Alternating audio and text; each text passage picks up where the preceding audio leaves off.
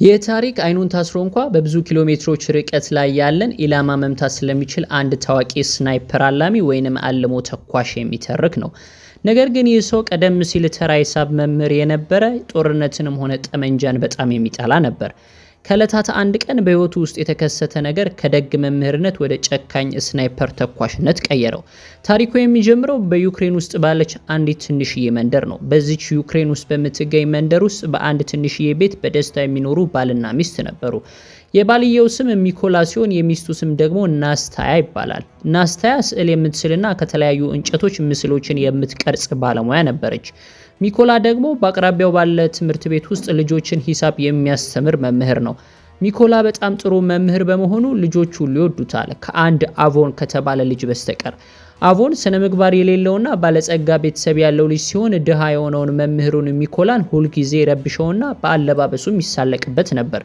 ሚኮላ በንዴት እጁን እንዲያነሳበትና ለትምህርት ቤቱ ከሶት እንዲባረር ይፈልግ ነበር። ነገር ግን ሚኮላ በጣም ታጋሽና በህይወቱ ደስተኛ ሰው በመሆኑ በልጁ ንግግር አይበሳጭም ነበር። እናም ሚኮላ በቤቱ ውስጥ እንደ ቴሌቪዥን ያሉ የኤሌክትሮኒክስ መሳሪያዎች ስለሌሉት ስለ ዓለም አቀፍ ዜናዎች የሚያውቀው ነገር አልነበረም። አንድ ቀን ግን ትምህርት ቤት ውስጥ እያለ ሩሲያ ዩክሬንን እንደወረረች፣ ብዙ ወታደሮች እንደተገደሉና ሩሲያ ብዙ ቦታዎችን እንደተቆጣጠረች በዜና ይሰማል። ምሽት ላይ ወደ ቤት ሲመለስ ባለቤቱ ነፍሰ ጡር መሆኗን ትነግረዋለች። አባት ሊሆን በመሆኑ በጣም ተደስቶ ሁለቱም ይህንን ደስታ አብረው ያከብሩታል። በማግስቱ ሚኮላ ባለቤቱን ተሰናብቶ በብስክሌት ወደ ትምህርት ቤቱ ያመራል። በመንገዱ ላይ ግን የተለየ ዩኒፎርም የለበሱና ሲጋራ የሚያጨሱ ሁለት ወታደሮችን ያያል። ዩኒፎርማቸው የዩክሬን ወታደሮች አይነት ባለመሆኑ ትንሽ ግራ ይጋባል። ነገር ግን መንግስት የደንብ ልብስ ቀይሮ ይሆናል በሚል ግምት ብዙም ትኩረት ሳይሰጠው ወደ ትምህርት ቤቱ ይሄዳል። ይሁን እንጂ ትምህርት ቤት ሲደርስ ትምህርት ቤቱ ባዶ ሆኖ ያገኘዋል። አንድም ተማሪ አለመምጣቱንም ሲያይ ይደነግጣል። በቴሌቪዥን ዜና ላይም የሩሲያ ወታደሮች ዩክሬንን ለመቆጣጠር መግባታቸውን ሲሰማ ቅድም በመንገድ ላይ ያያቸው ወታደሮች የሩሲያ መሆናቸውን ይረዳል። እናም ባለቤቱ ቤት ውስጥ ብቻዋን በመሆኗ ተጨንቆ በፍጥነት ብስክሌቱ ላይ ተቀምጦ ወደ ቤቱ ይከንፋል። ነገር ግን ሁሉም ነገር ረፍዶ ነበር። ሚኮላ ቤት ሲደርስ ሁለት ወታደሮች ባለቤቱን ሲደበድቧት ያያል። እሷን ለማዳን ቢሞክርም እሱንም ይደበድቡት ጀመር። ባለቤቴ ነፍሰ ጡር ናት ብሎ ቢለምናቸውም ወታደሮቹ ግን ሊሰሙት አልፈቀዱም። አንደኛው ወታደር ቤት ውስጥ የሚዘረፍ ነገር ቢፈልግም ምንም ሳያገኝ ሲቀር በንዴት ቤቱን ያቃጥለዋል። ቤቷ ሲቃጠል ያየችው ናስታያ በንዴት ድንጋይ አንስታ ወታደሮቹ ላይ መወርወር ትጀምራለች። በዚህ ጊዜ አንደኛው ወታደር በጥይት ይመታትና እዚያው ህይወቱ ያልፋል። ሚኮላ አይኑ ፊት ሚስቱ ስትሞት በማየቱ መሬት ተከፍታ ብትውጠው ተመኘ። ወደ እሷ ሩጦ በመሄድ እቅፍ አድርጓት ስቅስቅ ብሎ ያለቅስ ጀመር። ከጥቂት ሰዓታት በኋላ ሁለት የዩክሬን ወታደሮች ቦታው ላይ ይደርሳሉ። በሚኮላ ሁኔታ አዝነው እንዲበረታ ካጽናኑት በኋላ ለናስታያ የመቃብር ጉድጓድ ይቆፍራሉ። ሚኮላም ባለቤቱን እዚያው ይቀብራታል። በሚስቱ ሞት ምክንያትም የሚኮላ ልብ ክፉኛ ይሰበራል። አሁን ላይ ሚኮላ ብቻውን ቀርቷል። እነዚያ የሩሲያ ወታደሮች ሚስቱን ብቻ አይደለም የገደሉበት፣ ህይወቱን ሙሉ አበላሽተውታል። ቤቱን አቃጥለው ገና ያልተወለደ ልጁን ገድለውታል። አሁን ሚኮላ በበቀል እሳት እየነደደ ነው። ሚስቱን የገደለበትን የሩሲያ ወታደር ማንኛውንም ዋጋ ከፍሎ ለመግደል ወስኗል። እናም በቀሉን ለመወጣት ደግሞ ብቸኛው መንገድ የዩክሬንን ጦር መቀላቀል ነበር። ለዚህ ነው ሁለቱን ወታደሮች እባካችሁ አብሬያችሁ ልሂድ፣ የዩክሬንን ጦር መቀላቀል ፈልጋለሁ ሲል የተማጸናቸው። ወታደሮቹም ተስማምተው በሚሊተሪ ተሽከርካሪ ወደ ጦር ሰፈራቸው ወሰዱት። ሚኮላ ከመሄዱ በፊት ሚስቱ እሱን እንዲጠብቀው ብላ ከእንጨት የቀረጸችለትን ትንሽ ምስል ይዞ ተነሳ። ጦር ሰፈር ሲደርሱ ግን ከፍተኛ መኮንኑ ሚኮላን ሲያዩት ተቆጡ። ሰላይ ሊሆን ይችላል በሚል ጥርጣሬ ሊቀበሉት አልፈለጉም ነበር። ነገር ግን ሁለቱ ወታደሮች ስለ ሚኮላ ሙሉ መረጃ ሲሰጡና ሚኮላም የደረሰበትን አሰቃቂ በደል፣ ሚስቱና ያልተወለደ ልጁ መገደላቸውን፣ ቤቱን መቃጠሉን ሲያስረዳቸው መኮንኑ በነገሩ ተነክተው ሚኮላ ምልምል ወታደር እንዲሆን ፈቀዱለት። በማግስቱ የሚኮላ ስልጠና ተጀመረ። ሚኮላ ተራ ሰው ስለነበር በስልጠና ወቅት ብዙ ችግሮች አጋጠሙት። ህይወቱን ሙሉ ሂሳብ ሲያጠና የኖረ ሰው በመሆኑ ስለ ጠመንጃ ምንም እውቀት አልነበረውም። ወታደሮቹ ጠመንጃቸውን ሲገጣጥሙ እሱ ከሁሉም ዘግይቶ መጨረሻ ላይ ነበር የሚጨርሰው። ይህን ያዩት መኮንን ይህ ሰው መቼም ጎበዝ ወታደር ሊሆን አይችልም ብለው አስበው ነበር። ነገር ግን ሚኮላ ተስፋ ሳይቆርጥ በስልጠናው ላይ ብቻ አተኮረ። አንድ ምሽት በስልጠናው ላይ እያሉ ሚኮላ ለበላዩ መኮንን በስሜ አትጥራኝ፣ የሚስጥር ስሜ ሬቨን ይሆን አለው። ሌሎች ወታደሮች ይህንን ሲሰሙ ሳቁበት። መኮንኑም የሚስጥር ስም በቀላሉ አይገኝም፣ አንድ ወታደር ለሀገሩ ትልቅ ጀብድ ሲፈጽም ነው የሚሰጠው አለው። ሚኮላ ግን በዚህ አልተከፋም። ይልቁንም ጠንክሮ መስራት ቀጠለ። ሌሎች ወታደሮች ሲተኙ እሱ እስከ እኩለ ሌሊት ይለማመድ ነበር። አንድ ቀን መኮንኑ የአልሞ ተኳሾች እጥረት እንደገጠማቸውና ከሩሲያ ጋር ለመዋጋት ቁጥራቸውን መጨመር እንዳለባቸው ያሳውቃል። የስናይፐር አልሞ ተኳሽ መሆን የሚፈልግ ካለ ሲልም ይጠይቃል። አንዳንድ ወታደሮችም እፈልጋለሁ በማለት መቆም ጀመሩ። ሚኮላም ከነሱ መካከል ቆመ፣ ምክንያቱም የስናይፐር አልሞ ተኳሽ መሆን ይፈልግ ስለነበር። ሲቆም የተመለከቱትም ሳቁበት። መኮንኑም ጠመንጃ መበተንና መግጠም እንኳን በሚገባ ያልቻልክ ሰው እንዴት አልሞ ተኳሽ ትሆናለህ አለው። ሚኮላ ግን ጎበዝ አልሞ ተኳሽ መሆን እንደሚችልና ራሱን ለማሳየትም እድል እንዲሰጠው ጠየቀ። መኮንኑም ለመፈተን ጠመንጃውን በ20 ሰከንድ ውስጥ እንዲገጣጥም አዘዘው። ሚኮላ ራሱን ለማሳየት አይኑን በጨርቅ አስሮ ጠመንጃውን በተነና በ18 ሰከንዶች ውስጥ መልሶ ገጠመው። ሁሉም በሚኮላ ፍጥነትና ቅልጥፍና ተገረሙ። ቀደም ሲል ይሳለቁበት የነበሩት አሁን ያጨበጭቡለት ጀመር። መኮንኑም በሚኮላ ተደንቆ ወደ ስናይፐር ስልጠናው አካተተው። በስልጠና ወቅት ግን ለሌሎች ዘመናዊ መሳሪያ ሲሰጣቸው ለሚኮላ ግን የቆየ ጠመንጃ ተሰጠው። ዘመናዊው እንዲሰጠው ቢጠይቅም መኮንኑ መጀመሪያ ብቃትን አሳይና ታገኘዋለህ አለው። ሚኮላም አማራጭ ስላልነበረው ያንኑ አሮጌውን መሳሪያ ተቀብሎ ስልጠናውን ቀጠለ። መኮንኑ አንድ ስናይፐር ተኳሽ ምንም አይነት ሁኔታ ቢገጥመው ከቦታው ንቅንቅ ማለት የለበትም ሲል አስተማራቸው። ይህንን ለመለማመድም መኮንኑ በአልሞ ተኳሾች አጠገብ ጥይት ይተኩስ ነበር። ትንሽ የተንቀሳቀሰ ከስልጠናው ይሰናበታል። በዚህም የሚኮላ ተራ ሲደርስ ንቅንቅ ሳይል ኢላማውን እንደጠበቀ ቆየ። በዚህም ፈተናውን አጠናቆ ስልጠናውን ተቀላቀለ። በሚቀጥለው ስልጠና አልሞ ተኳሾቹ ኢላማቸውን አንድ ጊዜ ብቻ እንዲያዩ ከተደረገ በኋላ አይናቸው ይሸፈናል። ከዚያም ኢላማውን ገምተው መምታት አለባቸው። አንዳንድ ወታደሮች ፈተናውን አለፉ። የሚኮላ ተራ ሲደርስ ግን መሳሪያው በጣም አሮጌ ስለነበር ጥይቱ ኢላማውን ለትንሽ ሳተው። በዚህም ምክንያት ፈተናው ሳይሳካለት ቀረ። ይሁን እንጂ ሁሉም ሰው ሚኮላ አዲስ መሳሪያ ቢሰጠው ኑሮ ኢላማውን በትክክል እንደሚመታ ያውቃል። የሚቀጥለው ስልጠና ለአልሞ ተኳሾች ይበልጥ ከባድ ነበር። ምክንያቱም በምሽቱ ጨለማ በፍሌር ወይንም ብርሃን ሰጪ ተተኳሽ በሚሰጠው ብርሃን ብቻ በመታገዝ ኢላማቸውን መምታት ነበረባቸው። መኮንኑ ፍሌሩን ወደ ሰማይ ሲተኩሱ ሁሉም አልመው ተኩሱ። ነገር ግን ማንም ኢላማው መምታት አልቻለም። ሌሎቹ ጥይታቸውን ጨርሰው ነበር። ሚኮላ ግን አልተኮሰም። በፍሌር ብርሃን ውስጥ በቀጥታ አልሞ መምታት የማይቻል መሆኑን ተረዳ። ስለዚህ መኮንኑ ሌላ ፍሌር ሲተኩሱ ሚኮላ ወዲያውኑ ከመተኮስ ይልቅ በፍሌሩ ብርሃን በመታገዝ የኢላማውን ርቀት ገመተ። የሂሳብ ዕውቀቱን ተጠቅሞም ያሰላውን ስሌት በመከተል ተኩሶ ኢላማውን አገኘው። ይህን ያዩት መኮንኑና የተቀሩት ወታደሮችም በመደነቅ ደርቀው ቀሩ። ከዚህ በፊት ይህንን ኢላማ ማንም መቶ ያውቅም ነበር። ነገር ግን ሚኮላ አደረገው። መኮንኑም በጣም ስለተደነቁበት የሚፈልገውን ሬቨን የሚለውን ሚስጥራዊ ስም ሰጡት። ቀናት ነጎዱ። ሚኮላም ስልጠናውን በሙሉ ልቡ ቀጠለ። በመጨረሻም የስልጠናው ውጤት የሚገለጽበት ቀን ደረሰ። ኮሎኔሉ ለሚኮላ ሰላምታ በመስጠት ፈተናውን ማለፉን ነገሩት። ከጥቂት ቀናት በኋላ ኮሎኔሉ ወደ ሚኮላ መጥቶ ለተልእኮ ስለሚሄዱ እቃዎቹን እንዲያዘጋጅ ነገሩት። አንዳንድ የሩሲያ ወታደሮች አንድ የፍተሻ ጣቢያ እንደተቆጣጠሩ ወሬ ደርሷቸው ነበር። እውነተኛው ታሪክም እዚህ ጋር ይጀምራል። ብዙም ሳይቆይ የነ ሚኮላ ቡድን ቦታው ላይ ደርሰው ምሽጋቸውን ያዙ። ልክ የሩሲያ ወታደሮችን ሊመቱ ሲሉ አንድ ተሽከርካሪ ወደ ፍተሻ ጣቢያው ሲቃረብ ታየ። ኮሎኔሉ ወዲያውኑ ማንም እንዳይተኩስ አዘዙ። በሌላ በኩል የሩሲያ ወታደሮቹ መኪናውን አስቆመው ውስጡ ያሉትን ሰዎች እንዲወጡ ጠየቋቸው። ፓስፖርታቸውንም አይተው መኪናቸውን ጭምር ፈተሹ። ሁሉም ነገር ሰራ መሆኑን ሲያረጋግጡ እንዲሄዱ ፈቀዱላቸው። ነገር ግን ፓስፖርታቸውን አልመለሱላቸውም ነበር። ሰዎቹ ፓስፖርታቸውን እንዲሰጧቸው ሲጠይቁ የሩሲያ ወታደሮች በአሰቃቂ ሁኔታ ደበደቧቸው። ይህንን ያዩት ኮሎኔሉ ወታደሮቻቸው እንዲተኩሱ አዘዙ። በቅጽበት ሁሉም አልሞ ተኳሾች ተኩሰው ኢላማቸውን መቱ። በዚህ ሁኔታ የመጀመሪያው ተልኳቸው በስኬት ተጠናቀቀ።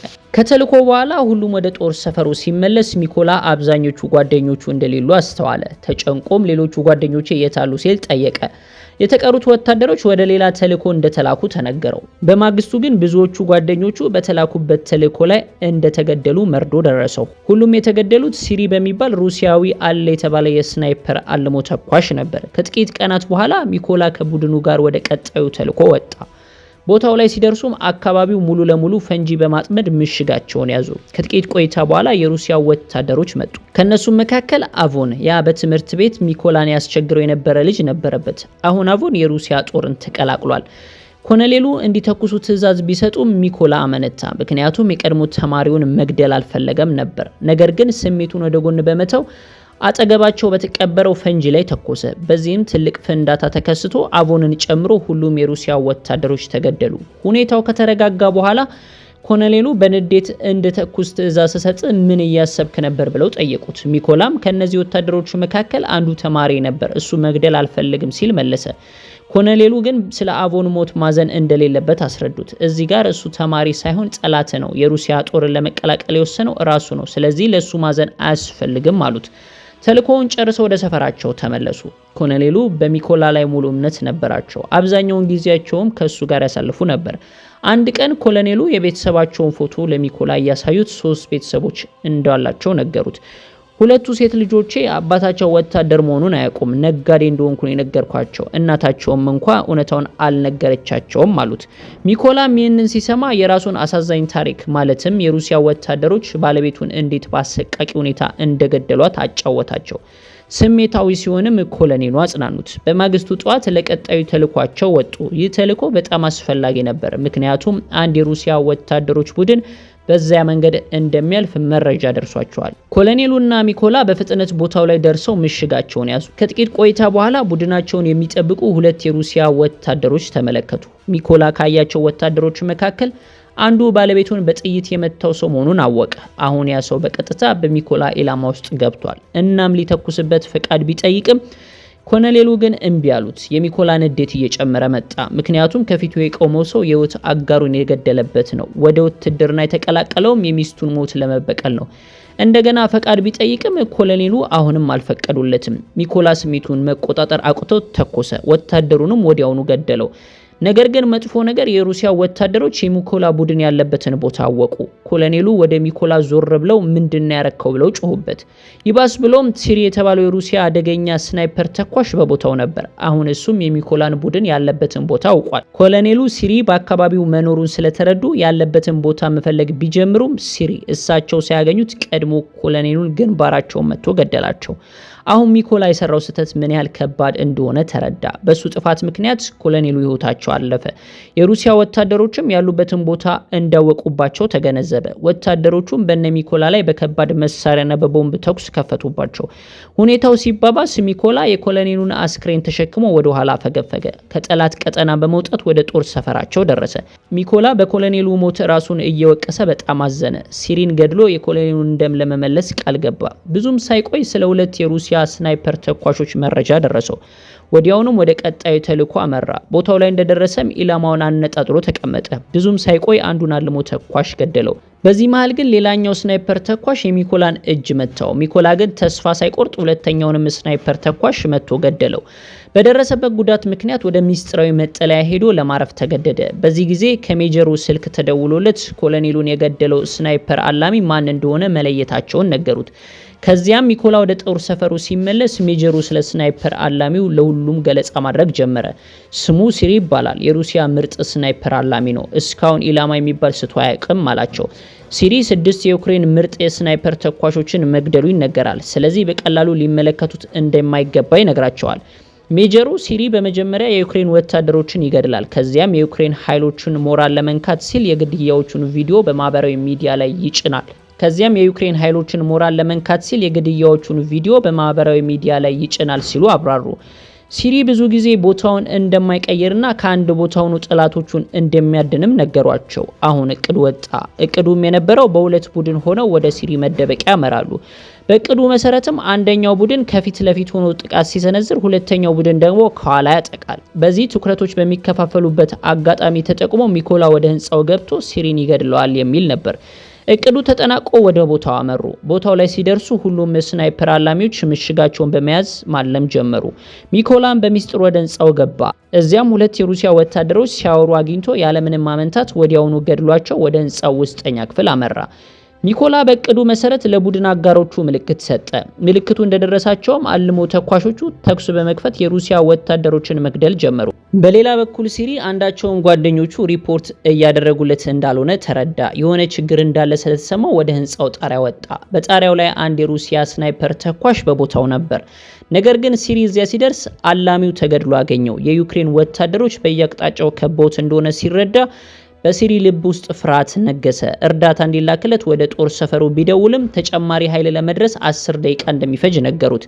ይህን የሰማው ሲሪ በፍጥነት ወደ ቦታው ተመልሶ የዩክሬን ወታደሮችን መፈለግ ጀመረ። በድንገት ከፊቱ ባለው ጠረጴዛ ላይ የተቀመጠች አንዲት ትንሽ ምስል ተመለከተ። ይህች ምስል ሚኮላ ሆን ብሎ የተዋትና በሚስቱ እጅ የተቀረጸችው ያቺ ምስል ነበረች። እናም ሲሪ ምንም አይነት እርምጃ ከመውሰዱ በፊት ሚኮላ በድንገት አጠቃውና ወቅቶ ገደለው። በዚህ ግብግብ ወቅት በህንፃ ውስጥ የነበረው ሌላው ስናይፐር አላሚ ሰማ። ነገር ግን ያ ወታደር ምንም ነገር ሳያደርግ ሚኮላ ቦምብ በመወርወር በፍንዳታ ገደለው። ከጥቂት ቆይታ በኋላ ሲሪ የጠራቸው ረዳት ኃይሎች ህንፃው ጋር ደረሱ። ነገር ግን ሲሪ መሞቱን አላወቁም ነበር። ሲሪን ለማግኘት ሲሞክሩ ሚኮላስ ስልኩን አንስቶ ሁላችሁም ልትሞቱ ነው አላቸው። ወዲያውኑም የጭነት መኪናውን አሽከርካሪ በጥይት መታው። ተኩሱ ሲሰማ በሩሲያ ወታደሮች መካከል ትርምስ ተፈጠረ። ከመኪናውም ወርደው መበታተን ጀመሩ። የዩክሬን ስናይፐር ተኳሾች አድፍጠው እየጠበቋቸው መሆኑን አላወቁም ነበር። የዩክሬን ወታደሮችም ከባድ ተኩስ በመክፈት የሩሲያ ወታደሮችን አንድ በአንድ ገደሏቸው። ከዚህ ተልዕኮ ከጥቂት ቀናት በኋላ ሚኮላ ወደ ባለቤቱ መቃብር ሄደ። ለባለቤቱ የገባው ቃል አሁን ላይ እንደተፈጸመ ተሰማው። ምክንያቱም ለሚስቱና ለኮሎኔሉ ሞት ተጠያቂ የሆኑትን ሁሉ ገድሏቸዋል።